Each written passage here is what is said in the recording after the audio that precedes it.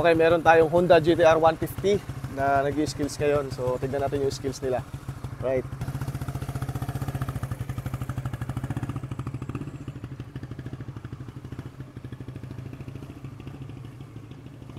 Galing, oh.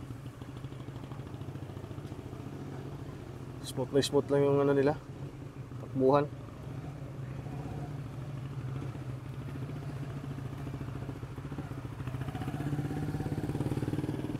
Dalawang figure of 8.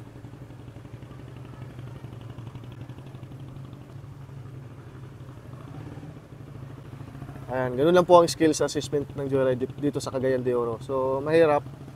Pero basic na basic lang sa mga taga Cagayan de Oro. Arangkada. Sabay. Reno. Very good. Congrats. Ayan, so another Honda naman, RS125. Mag-skills dito sa Joyride Skills Assessment ng Cagayan de Oro. Ba kayo kinakabahan, sir? Hindi naman, sir. Hindi naman. Magagaling daw yung mga riders sa Cagayan, no? Totoo ba yun?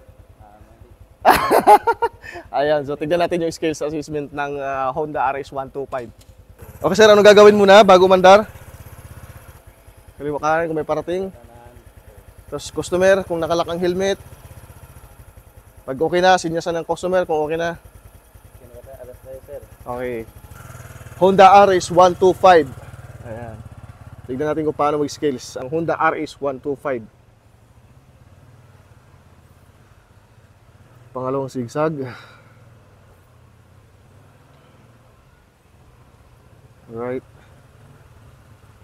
Ang galing talaga ng mga rider dito, no? Pasaglit lang sa kanila yung skills, ah. Sanay na sanay talaga sa mga ano to, motor ng mga taga Cagayan. Paka-smooth na ang takbuhan nila, oh.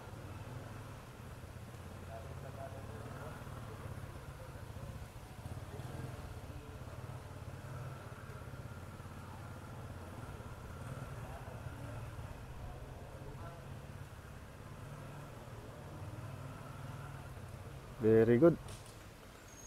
Congrats, sir. Galing. So, pag babiyahe tayo, dapat may visor to, ha? Okay. Anong gagawin? Tapos, kaliwa, kanan. Then, go. XRM 125. Ayan. Pang basic lang na basic lang kay sir, ha? Magaling yung mga rider dito sa Cagayan de Oro.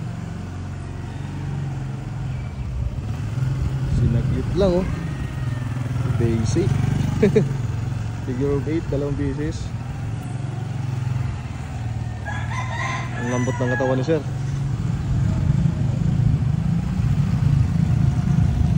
Totoo nga, magagaling nga mga rider dito sa Cagayan de Oro. Very good. Okay na, sir. Kaliwa, kanan. Pag okay na, go. Suzuki Boardman. Joyride Skills Assessment, Cagayan de Oro.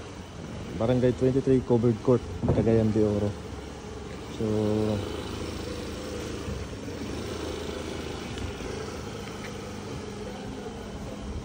figure of 8, dalawang beses.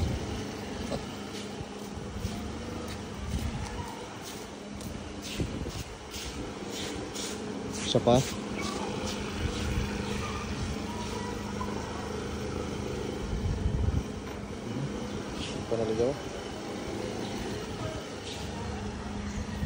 Okay, arangkada.